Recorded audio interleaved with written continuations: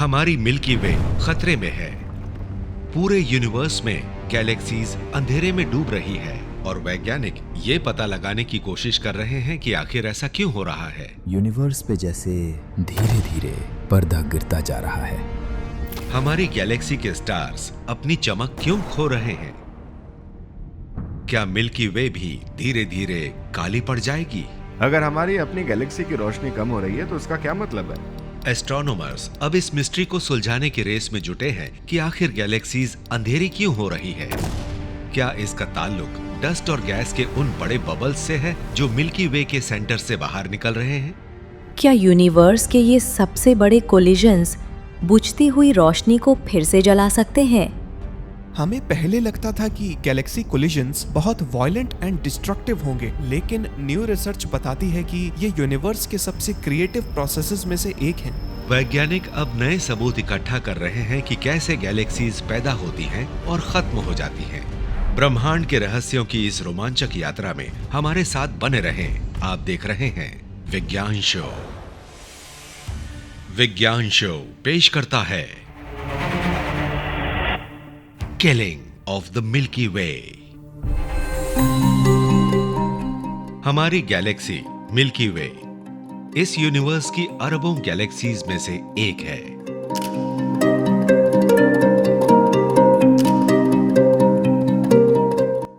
Galaxies असल में gas, dust, stars और प्लैनेट्स का एक बहुत बड़ा और चमकदार जमावड़ा होती है। टेलीस्कोप्स हमें लाखों लाइट ईयर्स दूर मौजूद इन चमकदार गैलेक्सीज की खूबसूरत पिक्चर्स दिखाते हैं। ऐसी बहुत कम चीजें हैं जो मुझे हैरान कर देती हैं, जैसे कि गैलेक्सीज की इमेजेस। सोचिए कि ये कितनी वास्ट एंड ब्यूटीफुल है और हाल ही में हुई खोजों ने हमारी समझ बदल दी है। इन फर्मी बबल्स का स्केल बेहद विशाल है। ये लगभग पूरी गैलेक्सी के रेडियस के बराबर है, यानी गैलेक्सी की चौड़ाई का लगभग आधा हिस्सा। अगर आप बाहर निकलकर स्काई की तरफ देखें तो ये स्काई के 2/3 हिस्से को कवर करते हुए दिखाई देंगे। लेकिन 2015 में एस्ट्रोनॉमर्स ने एक डराने वाली डिस्कवरी की। उन्होंने बताया कि पूरे यूनिवर्स में कुछ बहुत अजीब हो रहा है। लाखों गैलेक्सीज की रोशनी कम होती जा रही है। पिछले 2 अरब सालों में कुछ ने अपनी 50% ब्राइटनेस खो दी है और हमारी मिल्की वे भी उन्हीं में से एक है। ये सिर्फ स्पेस के किसी दूर और अनजान हिस्से की बात नहीं है। ये हमारी अपनी होम गैलेक्सी है और जो कुछ भी हमारी गैलेक्सी पर असर डालेगा उसका असर हम पर भी पड़ेगा। पुरानी थियरी के मुताबिक जिस तरह गैलेक्सीज अपने स्टार बिल्डिंग मटेरियल को रिसाइकल करती हैं, उन्हें हमेशा चमकते रहना चाहिए।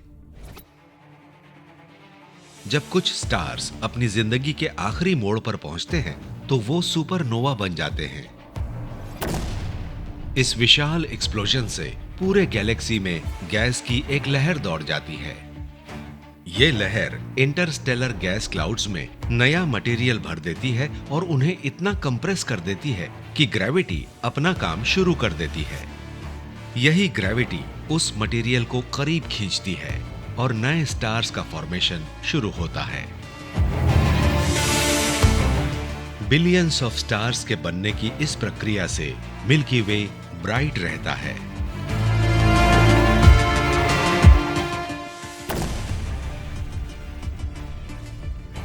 मेरे लिए स्टार फॉर्मेशन का यह साइकिल सबसे खूबसूरत कहानियों में से एक है। एक गैलेक्सी में डस्ट और गैस के बड़े क्लाउड्स होते हैं जो ढहकर मैसिव स्टार्स बन जाते हैं। फिर वो स्टार्स अपनी उम्र पूरी करके फट जाते हैं और अपना सारा मटेरियल वापस गैलेक्सी में भेज देते हैं ताकि नए स्टार्स और प्लैनेट्स बन सके। स्टार फॉर्मेशन की ये साइकिल गैलेक्सीज को ब्राइट बनाए रखती है।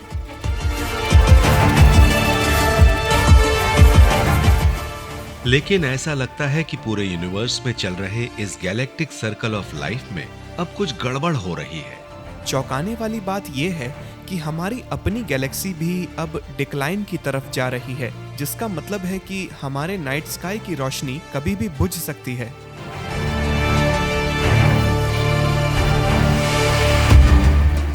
तो आखिर गैलेक्सीज की चमक क्यों फीकी पड़ रही है और इस गैलेक्टिक डिमिंग का हमारी मिल्की वे के लिए क्या मतलब है?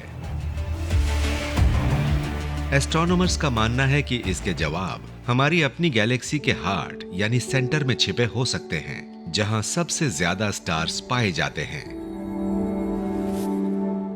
इस जगह पर रिसर्च केंद्रित करने से वैज्ञानिकों को गैलेक्टिक डिमिंग को समझने के लिए एक बहुत बड़ा सैंपल साइज मिल जाता है। अगर आप मिल्की वे में स्टार फॉर्मेशन की हिस्ट्री देखना चाहते हैं तो आप उसी तरफ देखेंगे ना जहां सबसे ज्यादा स्टार्स हो, और वो है गैलेक्सी का सेंटर। लेकिन एस्ट्रोनॉमर्स के सामने एक बड़ी समस्या है, अर्थ से स्पेस में इतनी दूर तक साफ देख पाना। हमारे और गैलेक्सी के सेंटर के बीच डस्ट और गैस के घने बादल मौजूद हैं जो विजिबल लाइट को रोक देते हैं। इंफ्रारेड लाइट इस घनी गैस के आर पार जा सकती है, इसीलिए एस्ट्रोनॉमर्स खास इंफ्रारेड डिटेक्टर्स का इस्तेमाल करते हैं ताकि वो उन ऑब्जेक्ट्स की स्टडी कर सकें जो दूसरे टेलीस्कोप से दिखाई नहीं देती। लेकिन अर्थ के एटमॉस्फेयर में मौजूद वाटर मॉलिक्यूल्स ज्यादातर इंफ्रारेड लाइट को सोख लेते हैं इससे पहले कि वो प्लेनेट की सरफेस तक पहुंचे। इससे ऑब्जेक्ट का सही विवरण नहीं मिल पाता है। यहां तक कि 16,000 फीट की ऊंचाई पर मौजूद टेलीस्कोप भी इस समस्या का सामना करते हैं। इस समस्या को सुलझाने के लिए नासा और जर्मन एरोस्पेस एजेंसी ने एक नया समाधान निकाला, SOFIA, the stratosphere observatory for infrared astronomy.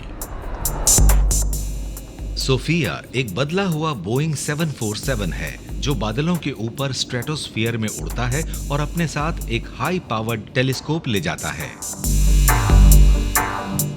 अपने 8 फीट लंबे मिरर एंड इंफ्रारेड सेंसर की मदद से ये टेलीस्कोप गैस और डस्ट के आर पार देखकर स्पेस की दूर दराज की चीजों का पता लगाता है। सोफिया करीब 650 लाइट ईयर्स चौड़े रास्ते से सीधे मिल्की वे के चमकदार सेंटर में झांकता है। इस हिस्से में गैलेक्सी का सबसे ज्यादा स्टार फॉर्मिंग मैटर मौजूद है। इसी वजह से सोफिया के इंफ्रारेड सेंसर्स नए पैदा हुए स्टार्स की संख्या को एक्यूरेटली काउंट कर पाते हैं।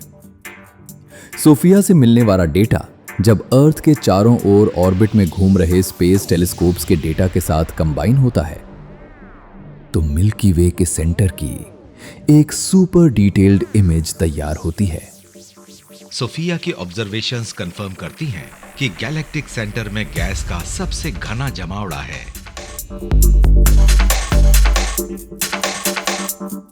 माना जाता था कि इस घनी गैस को ढहकर नए स्टार्स बनने चाहिए, क्योंकि जितनी ज्यादा गैस ढहेगी एक गैलेक्सी उतने ही ज्यादा स्टार्स बनाएगी।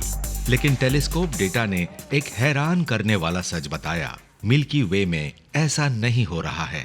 जब हम गैलेक्सी के सेंटर में देखते हैं तो हमें वो घने और अंधेरे हिस्से दिखते हैं जहां स्टार्स बनने चाहिए, लेकिन किसी वजह से ऐसा नहीं है। मिल्की वे के सेंटर में कुछ ऐसा है जो स्टार फॉर्मेशन को रोक रहा है। वैज्ञानिकों का मानना था कि पुराने स्टार्स की गैसेस अगली पीढ़ी को जन्म देंगी, पर सोफिया ने इस धारणा को गलत साबित कर दिया। अगर आप ब्रह्मांड के इन अनसुलझे रहस्यों के दीवाने हैं तो हमारे इस चैनल को सब्सक्राइब करें। सोफिया को पता चला कि मिल्की वे के सेंटर में मौजूद ज्यादातर गैस क्लाउड्स नए स्टार्स में नहीं बदल रहे हैं। एस्ट्रोनॉमर्स के मुताबिक यहाँ उम्मीद से 10 गुना कम स्टार्स पैदा हो रहे हैं।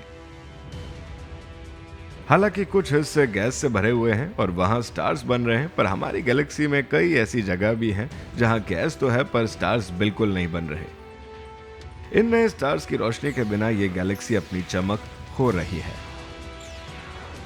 स्टार्स हमेशा के लिए नहीं होते। एक गैलेक्सी की चमक के लिए जन्म लेने वाले और मरने वाले स्टार्स में एक इक्विलिब्रियम होना जरूरी है। न्यू एस्टिमेट्स बताते हैं कि मिल्की वे की कुल रोशनी अब काफी कम हो गई है।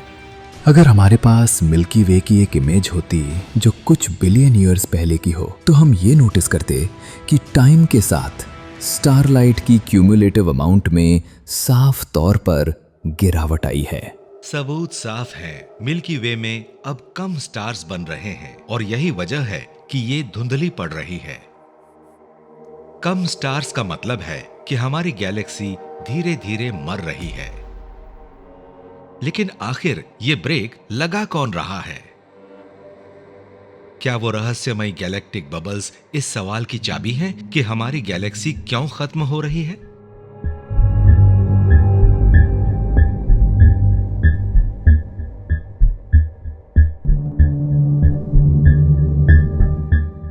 पूरे यूनिवर्स में गैलेक्सीज धुंधली पड़ रही हैं और टेलीस्कोप ऑब्जर्वेशंस से पता चलता है कि मिल्की वे में कुछ है जो नए स्टार्स को बनने से रोक रहा है।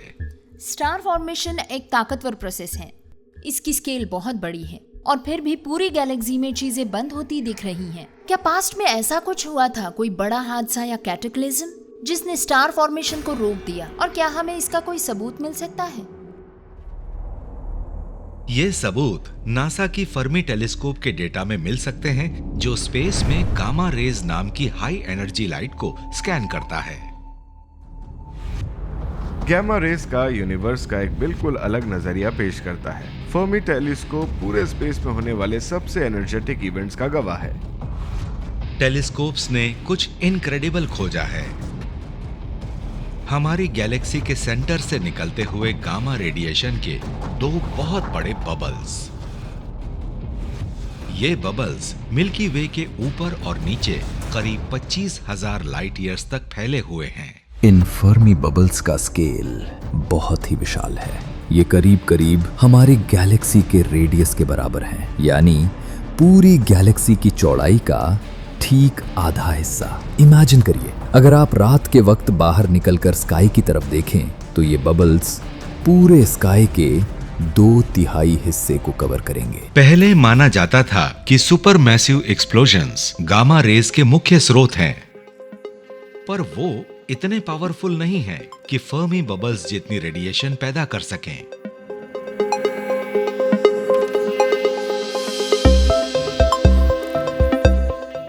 वैज्ञानिकों का मानना है कि मिल्की वे के सेंटर में छिपा कोई अदृश्य मॉन्स्टर इसके लिए जिम्मेदार हो सकता है।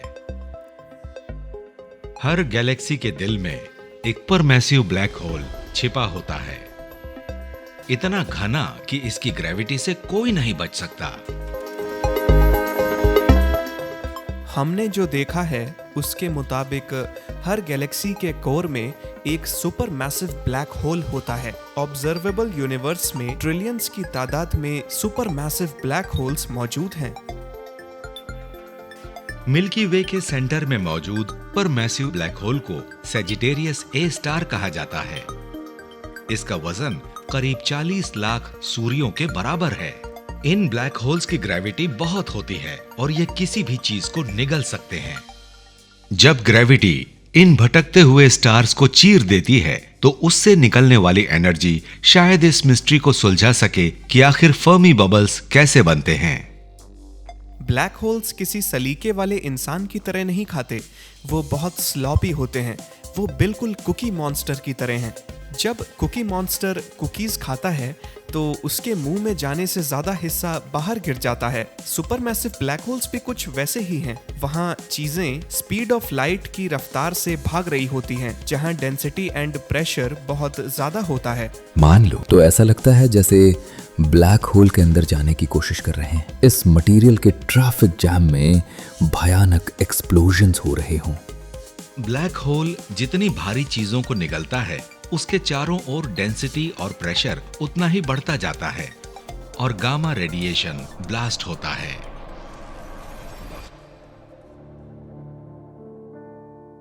वैज्ञानिक अब मिल्की वे की गैलेक्टिक क्लॉक को पीछे घुमाकर देख रहे हैं। वो अंदाजा लगा रहे हैं कि सैजिटेरियस ए स्टार ने आखिरी बार इतनी बड़ी दावत कब की होगी जिससे इतने फर्मी बबल्स बन सकें। नए एस्टिमेट्स के मुताबिक करीब 30 लाख साल पहले सैजिटेरियस ए स्टार ने बहुत सारा मैटर अपनी तरफ खींचा था। मान लो ये चपटा होकर एक ह्यूज ग्लोइंग और स्पिनिंग डिस्क में बदल जाता है, और जैसे ही ब्लैक होल इस मैटर को डिवावर करना शुरू करता है तो उसके चारों ओर एक ऐसा भयंकर नजारा दिखता है जो मौत और रोशनी का संगम है। इन जेट्स ने गैस को गैलेक्सी से बाहर करीब 25,000 लाइट ईयर्स दूर स्पेस में फेंक दिया। जैसे ही ब्लैक होल अपना फीस्ट खत्म करता है, ये जेट्स टर्न ऑफ हो जाते हैं अब बस वो फर्मी बबल्स ही बचे हैं जो हमें आज दिखते हैं। वैज्ञानिकों को लगता है कि मिल्की वे की हिस्ट्री में हुए कई ऐसे हादसों में इस सवाल का जवाब छिपा है कि गैलेक्सीज धुंधली क्यों हो रही है।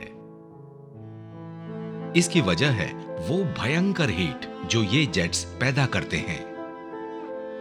स्टार्स तब बनते हैं जब गैस और डस्ट के बड़े ढेर ग्रेविटी की वजह से ढह जाते हैं। इससे न्यूक्लियर रिएक्शन शुरू होती है। साइंटिस्ट्स कैलकुलेट करते हैं कि ये रिएक्शन तभी होता है जब गैस ठंडी हो। स्टार फॉर्मेशन असल में दो ताकतों के बीच एक जंग है। एक तरफ ग्रेविटी जो गैस क्लाउड्स को ढहाने की कोशिश करती है और दूसरी तरफ उसकी अपनी इंटरनल हीट। लेकिन ग्रेविटी की जीत और एक स्टार के जन्म के लिए गैस का इतना ठंडा होना जरूरी है कि वो सच में कोलैप्स कर सके। सेजिटेरियस ए स्टार से निकलने वाले जेट्स स्टार बिल्डिंग मटेरियल को इंटरगैलेक्टिक स्पेस में फेंक देते हैं। इससे मिल्की वे के सेंटर की गैस बहुत ज्यादा गर्म हो जाती है।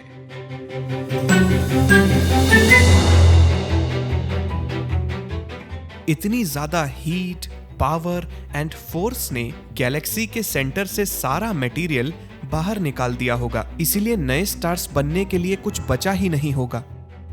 हमारी गैलेक्सी की हिस्ट्री में अलग अलग वक्त पर हुए ऐसे हादसों ने मिल्की वे के दिल में स्टार फॉर्मेशन पर ब्रेक लगा दिया होगा।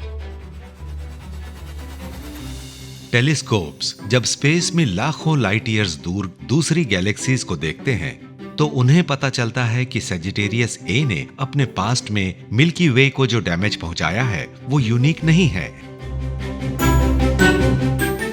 एस्ट्रोनॉमर्स ने ऐसी 2000 गैलेक्सीज देखी हैं जहां उनके सेंटर में मौजूद ब्लैक होल्स से गामा रेडिएशन के बड़े धमाके हुए हैं और वो धुंधली पड़ती जा रही हैं।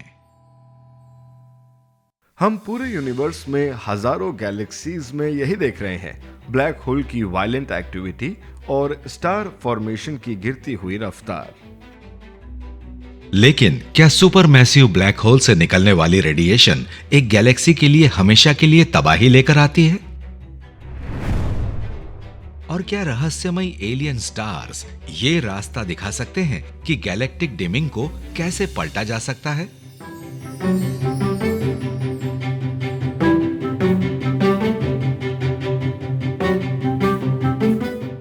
सुपर मैसिव ब्लैक होल्स से निकलने वाली ये जेट्स गैलेक्सीज के सेंटर में होने वाले स्टार बर्थ को ही खत्म कर देती है।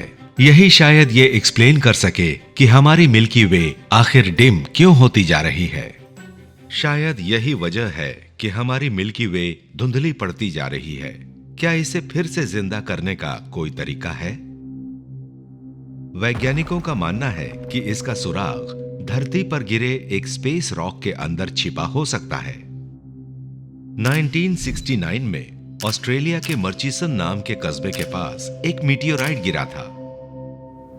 तेजी से आता हुआ यह मीटियोराइट धरती पर आकर टुकड़े टुकड़े हो गया और 100 किलोग्राम का मलबा इधर उधर फैल गया।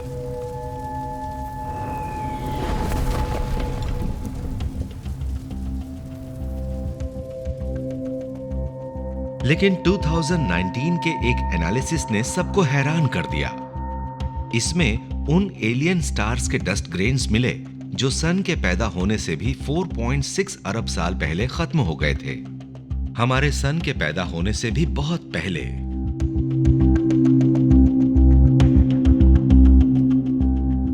और स्टार्स के ये डस्ट ग्रेन्स इधर उधर ब्रह्मांड में घूमते रहे और सितारों के बनने और खत्म होने का सिलसिला चलता रहा। अरबों साल पहले मिल्की वे का एक प्राचीन स्टार अपनी जिंदगी के आखिरी पड़ाव पर पहुंचकर रेड जायंट में बदल गया।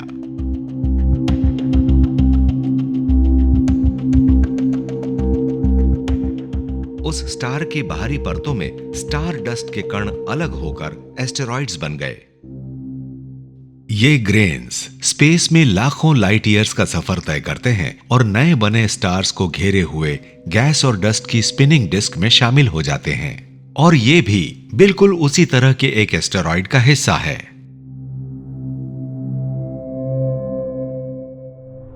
उसी एस्टेरॉयड का एक हिस्सा 1969 में मीटियोराइट बनकर मर्चिसन में गिरा था।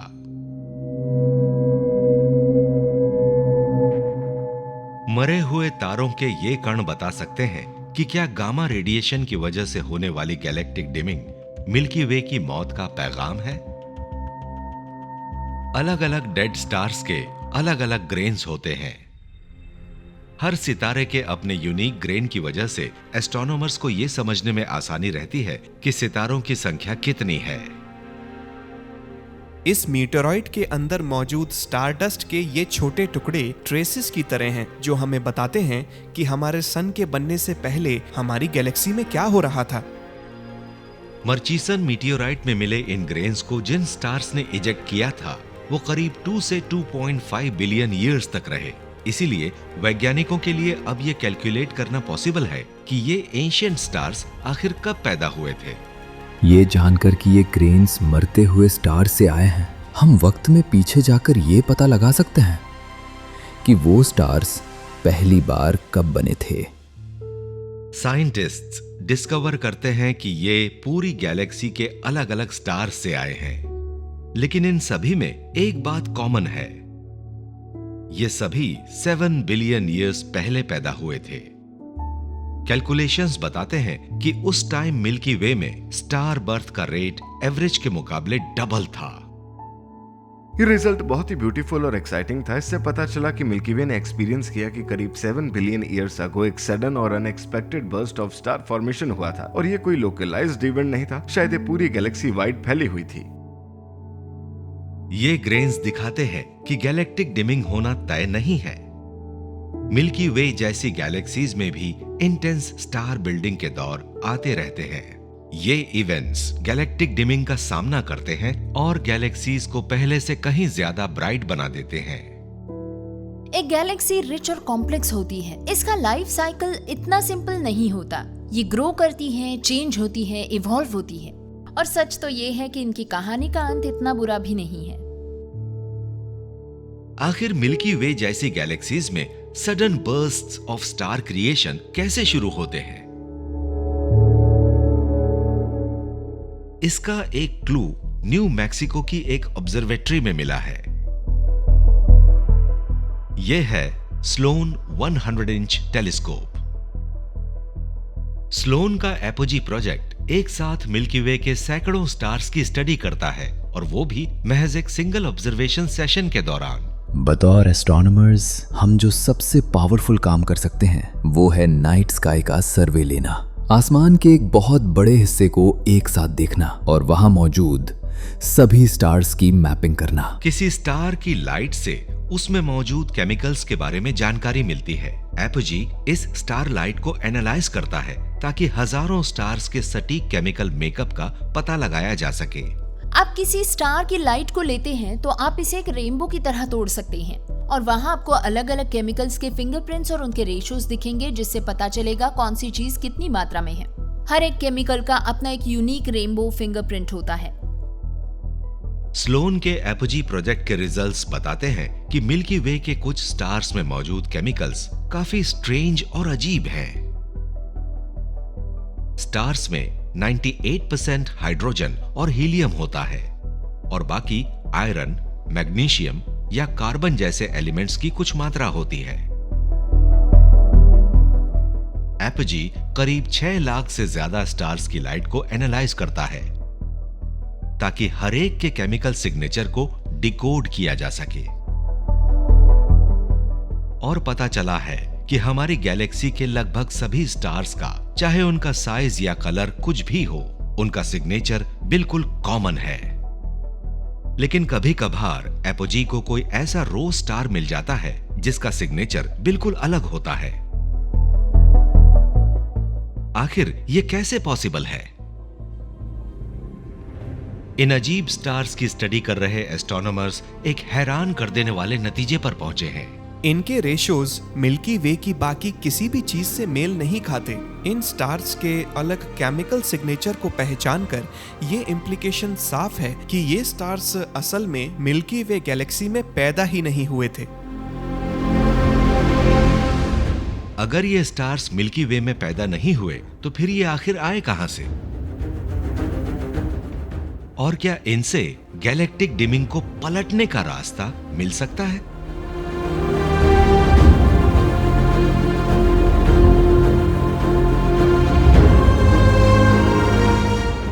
एस्ट्रोनॉमर्स को पता चला है कि हमारी मिल्की वे में कुछ मीटियोराइट एलियन स्टार्स मौजूद हैं जो हमारी गैलेक्सी में पैदा नहीं हुए थे। तो ये आखिर आए कहां से? क्या गैलेक्टिक डिमिंग से इनका कोई कनेक्शन है? यूरोपियन स्पेस एजेंसी की गाया टेलीस्कोप को एक क्लू मिला है।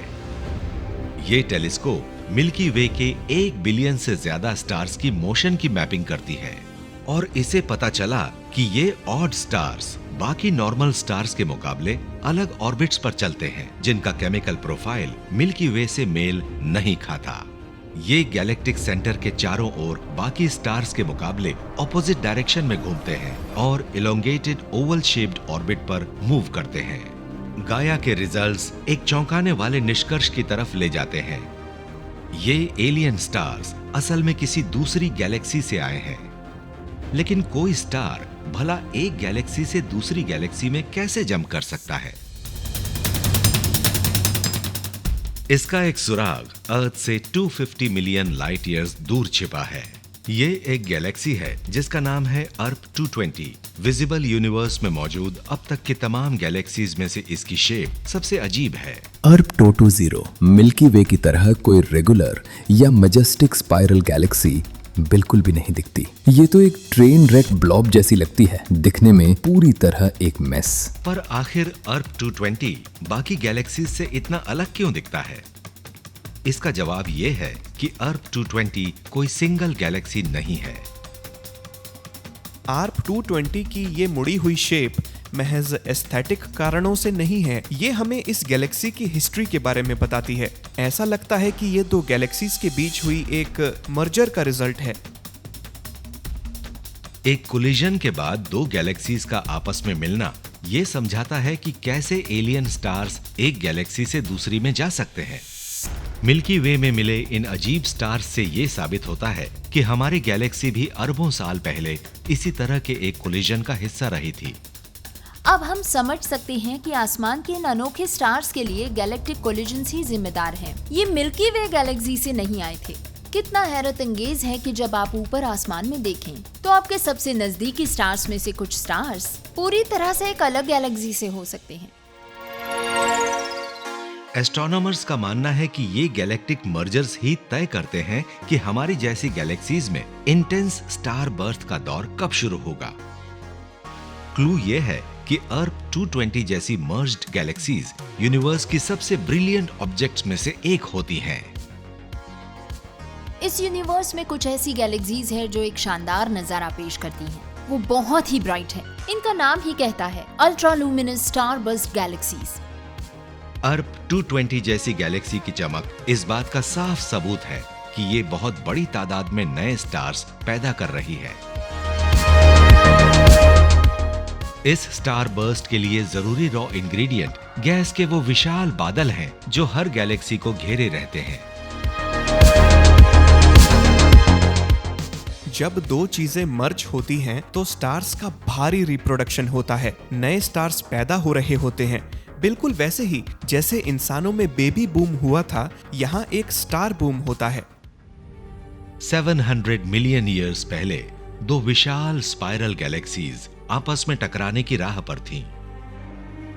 उनके स्टार्स और प्लैनेट्स को किनारे हटाकर देखें तो पता चलता है कि टकराने पर असल में क्या होता है। इस कोलिजन में गैलेक्टिक गैस और डस्ट आपस में दबकर कंप्रेस हो जाते हैं। इससे अरबों नए स्टार्स के बनने की शुरुआत होती है। मिलियंस ऑफ ईयर्स और कई कोलिजन्स के बाद ये दोनों गैलेक्सीज आपस में मर्ज होकर एक नई गैलेक्सी बनाती है जो बेहद ब्राइट है, अर्प 220।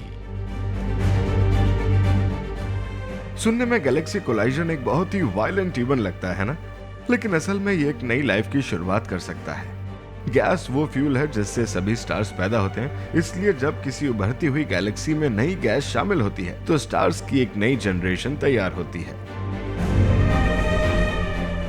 ऑब्जर्वेशंस बताते हैं कि अर्थ 220 की ओरिजिन कोई इकलौती घटना नहीं है। एस्ट्रोनॉमर्स का मानना है कि 80% तक अल्ट्रा ल्यूमिनस स्टारबर्स्ट गैलेक्सीज असल में गैलेक्टिक कोलिजन का ही नतीजा है। क्या मिल्की वे के पास्ट में हुई इंटेंस स्टार बिल्डिंग के पीछे कोई कॉस्मिक मर्जर जिम्मेदार हो सकता है? और मिल्की वे का अगला गैलेक्टिक मेगा कोलिजन आखिर कब होगा?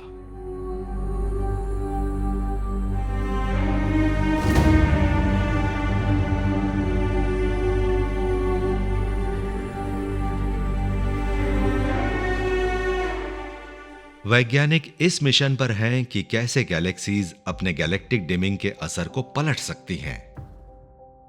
यूनिवर्स की ब्राइटेस्ट गैलेक्सीज बताती हैं कि गैलेक्टिक कोलिजन्स किसी भी गैलेक्सी में नई जान फूंक देते हैं।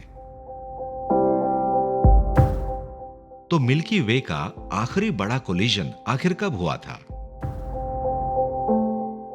एस्ट्रोनॉमर्स हमारी गैलेक्सी में मौजूद पुराने और नए दोनों तरह के स्टार्स की पोजीशंस और मूवमेंट्स को ट्रैक करते हैं।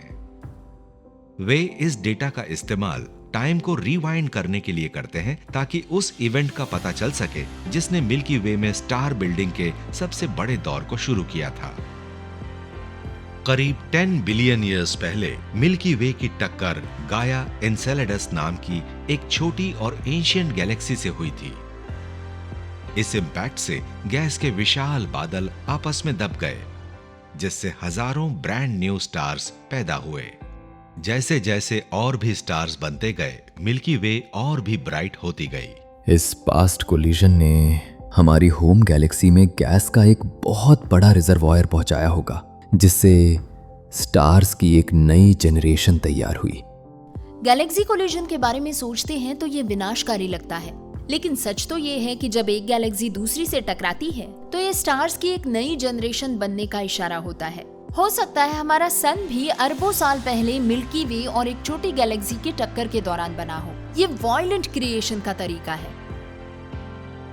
10 बिलियन ईयर्स पहले हुई एक मेगा कोलिजन ने मिल्की वे की गैलेक्टिक डिमिंग को पलट दिया था, पर तब से अब तक नए स्टार्स बनाने के लिए जरूरी गैस कहां से आ रही है? और 2020 में गाया स्पेस प्रोब के डेटा का इस्तेमाल कर रहे एस्ट्रोनॉमर्स को एक सुराग मिला। गाया ने मिल्की वे के प्राचीन बाहरी हिस्से में हजारों यंग ब्लू स्टार्स के एक क्लस्टर को खोजा है। ये स्टार्स ताजा हाइड्रोजन गैस की एक स्ट्रीम के साथ पैदा हो रहे हैं। गाया ने इस गैस ट्रेल का पीछा इंटरगैलेक्टिक स्पेस तक किया, जो मिल्की वे के बाहर मौजूद स्टार्स के एक क्लस्टर तक जाता है। स्पेस में हमारी गैलेक्सी अकेली नहीं है। मिल्की वे दर्जनों छोटी ड्वार्फ गैलेक्सीज से घिरी हुई है, जहां हमारे पास हंड्रेड्स ऑफ बिलियन स्टार्स हैं। वहीं इन गैलेक्सीज में सिर्फ करीब 1 बिलियन स्टार्स ही होते हैं। ये बिल्कुल ऐसा है जैसे समंदर में एक व्हेल हो और उसके चारों तरफ छोटी मछलियों का झुंड घूम रहा हो। ये नई star building gas in dwarf galaxies में सबसे बड़ी लार्ज मैजेलेनिक क्लाउड से आ रही है। मिल्की वे की भारी ग्रेविटी लगातार इस छोटी ड्वार्फ गैलेक्सी से गैस छीन रही है। ये नई गैस हमारी गैलेक्सी के बाहरी इलाकों से टकराती है, जिससे हजारों ब्राइट यंग ब्लू स्टार्स चमक उठते हैं। एस्ट्रोनॉमर्स का अंदाजा है कि अगले 2.5 बिलियन ईयर्स में मिल्की वे इस क्लाउड को पूरी तरह निगल लेगी। लार्ज मैजेलेनिक क्लाउड जैसी ड्वार्फ गैलेक्सीज मिल्की वे में स्टार बिल्डिंग गैस की सप्लाई बनाए रखती हैं। मिल्की वे अकेली नहीं है, इसके आसपास बहुत से नेबर्स मौजूद हैं और इनमें से कुछ से ये गैस चुरा रही है, उन्हें तोड़ देती है और उस मटेरियल को अपने अंदर एब्जॉर्ब कर लेती है। यही वो मटेरियल है जिससे फ्यूचर के स्टार्स बन सकते हैं। मिल्की वे खुद को जिंदा रखने के लिए अपने पड़ोसियों से गैस खींच रही है। एस्ट्रोनॉमर्स का मानना है कि इन सैटेलाइट गैलेक्सीज में इतनी गैस है जो मिल्की वे का पेट कुछ बिलियन ईयर्स तक भर सकती है। लेकिन जब ये छोटी गैलेक्सीज खत्म हो जाएंगी, तब गैस की सप्लाई कहां से आएगी? हम जानना चाहते हैं कि भविष्य में हमारे स्टार्स के साथ क्या होगा। मिल्की वे के भविष्य को समझकर ही हम अपने घर के बारे में जान पाएंगे। एस्ट्रोनॉमर्स कॉस्मोस को स्कैन कर रहे हैं ताकि पता चले कि मिल्की वे का अगला खाना कहां से आएगा। पर पता चला है कि शायद हमारी अपनी गैलेक्सी ही अगली बारी पर है। मिल्की वे ने अरबों सालों से करीब 50 छोटी सैटेलाइट गैलेक्सीज को खाया है, लेकिन अब उसका सामना अपने बराबर के प्रतिद्वंद्वी से होने वाला है। कॉस्मिक स्केल पर हमारे नजदीक ही एंड्रोमेडा और उसकी सैटेलाइट गैलेक्सीज हैं। एंड्रोमेडा में 800 बिलियन से ज्यादा स्टार्स हैं, जो मिल्की वे के स्टार्स के डबल से भी ज्यादा हैं। ये महाबली गैलेक्सी हमारी तरफ बढ़ रही है। एक बहुत बड़े कॉस्मिक शोडाउन की तैयारी हो चुकी है। गैलेक्टिक टाइटंस की ये टक्कर आखिर कब होगी और इसका मिल्की वे पर क्या असर पड़ेगा? क्या आप इस महाटक्कर को अपनी आंखों से देखना चाहेंगे? हमें कमेंट्स में बताएं। ये जानकारी रोमांचक लगी तो वीडियो को लाइक करना ना भूलें।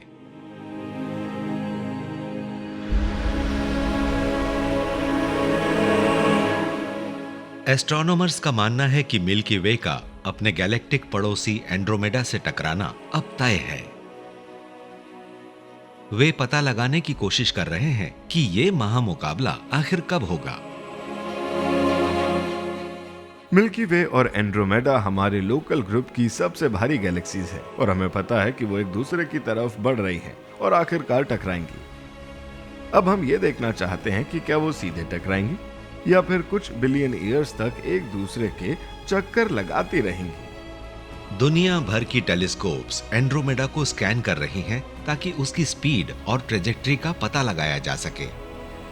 अब पता चला है कि अगले 4 to 5 बिलियन ईयर्स में एंड्रोमेडा और मिल्की वे आपस में टकरा जाएंगी और इसका नतीजा स्टार क्रिएशन का एक ऐसा दौर होगा जो हमारी गैलेक्सी के इतिहास में कभी नहीं देखा गया होगा। अब हमारे पास इस कोलिजन की बहुत सटीक प्रिडिक्शन है। जब ये होगा तो आसमान पूरी तरह रोशन हो जाएगा क्योंकि स्टार्स का बड़ा सैलाब आएगा।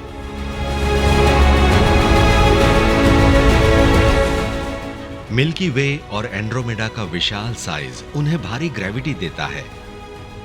ये दोनों गैलेक्सीज 2,50,000 माइल्स पर आवर की रफ्तार से एक दूसरे की तरफ आ रही हैं। टकराने पर इनके गैस रिजर्व्स आपस में भिड़ेंगे, जिससे स्टार क्रिएशन का एक सुपर इंटेंस दौर शुरू होगा और अरबों नए स्टार्स एक साथ जी उठेंगे। मिल्की वे और एंड्रोमेडा की स्पाइरल आर्म्स आपस में उलझ जाएंगी और आखिरकार एक नई सुपर गैलेक्सी बनेगी जिसे मिल्कोमेडा कहा जाएगा। वो नजारा वाकई देखने लायक होगा। हमारी अपनी गैलेक्सी को देखना ही कितना ब्यूटीफुल है और अब इसमें एक पूरी दूसरी गैलेक्सी जुड़ रही है। वहां और भी स्टार्स होंगे और ज्यादा गैस होगी। आसमान में देखने के लिए नई नई स्ट्रक्चर्स उभरेंगी। ये नजारा वाकई शानदार होगा। आज मिल्की वे के सेंटर में स्टार फॉर्मेशन की कमी का मतलब है कि हमारी गैलेक्सी अपनी चमक खो रही है। मिल्कोमेडा के बनने से ये गैलेक्टिक डिमिंग पलट जाएगी। ये नई गैलेक्सी महज कुछ ही 100 मिलियन ईयर्स में ही अरबों ब्राइट नए स्टार्स पैदा कर देगी। पर वैज्ञानिकों का मानना है कि इस मर्जर के बाद हमारी गैलेक्सी अपनी जिंदगी के आखिरी पड़ाव में कदम रखेगी। इतने कम समय में अरबों नए स्टार्स की चमक बची हुई गैस को दूर उड़ा देगी और इससे भविष्य में नए स्टार्स का जन्म रुक जाएगा। ब्राइट स्टार्स के बनने से गैस और डस्ट बाहर निकल जाएंगी और जब बड़े स्टार्स फटने लगेंगे तो वो इसे और भी दूर धकेल देंगे। तो ये जन्म ही गैलेक्सी में स्टार फॉर्मेशन के अंत का कारण बन सकता है। हम गैलेक्सीज को ऐसा स्ट्रक्चर मानते हैं जो कभी नहीं मरती, पर ये सच नहीं है। गैलेक्सीज बदलती हैं, एवॉल्व भी होती हैं, और एक वक्त आता है कि वो आखिरकार खत्म हो जाती हैं। मिल्कोमेडा यूनिवर्स के एक ऐसे हिस्से में होगी जहां आबादी बहुत कम है। वहां अपनी गैस सप्लाई को फिर से भरने के लिए आसपास कोई और गैलेक्सी मौजूद नहीं होगी। एक बार जब मिल्की वे और एंड्रोमेडा मिलकर एक बड़ी गैलेक्सी बना लेंगे तो वहां स्टार्स पैदा होने का एक आखिरी सैलाब आएगा। उसके बाद सब कुछ शांत हो जाएगा क्योंकि हम बिल्कुल अलग थलग रह जाएंगे। मिल्कोमेडा का पतन अब तय है। टक्कर से हुए शानदार नजारे के बाद हम सुलगते अंगारों की तरह अरबों सालों तक ठंडे होते रहेंगे। आखिरकार ब्रह्मांड की किताब में हमारी सभ्यता का वजूद महज एक सीधी लिखी हुई लाइन ही है। एस्ट्रोनॉमर्स अब हमारी मिल्की वे के जीवन की कहानी सुलझा रहे हैं। गैस के मेगा बबल्स बताते हैं कि कैसे सुपर मैसिव ब्लैक होल्स की गर्मी स्टार बर्थ को रोककर गैलेक्सीज को धुंधला बना देती है। अजीब एलियन स्टार्स दिखाते हैं कि कैसे गैलेक्टिक कोलिजन्स गैलेक्सीज को फिर से जवान और रोशन कर देते हैं। आज मिल्की वे अपनी चमक खोने के दौर से गुजर रही है, पर अर्थ से दिखने वाला ये नजारा आज भी शानदार है। मैं चाहती हूँ कि आप महसूस करें कि हम कितने खूबसूरत दौर में रह रहे हैं। बाहर जाइए और स्टार्स को देखिए, इस खुशी को महसूस कीजिए। आप एक अद्भुत पल का हिस्सा हैं, इसे सेलिब्रेट कीजिए। अगले 5 बिलियन ईयर्स में मिल्की वे अपनी एवोल्यूशन के नए पड़ाव में कदम रखेगी। एक आखिरी जोरदार धमाका, जिसके बाद सब कुछ धीरे धीरे अंधेरे में समा जाएगा। तो ये थी हमारी अपनी गैलेक्सी की कहानी। अगर आपको ये रिसर्च पसंद आई तो इसे शेयर करें और लाइक करें, ताकि हम और भी लोगों तक अपनी पहुंच बना सकें। स्क्रीन पर दिख रही अगली मिस्ट्री पर क्लिक करें और विज्ञान शो के साथ जुड़े रहें। मिलते हैं अगले वीडियो में। जय हिंद।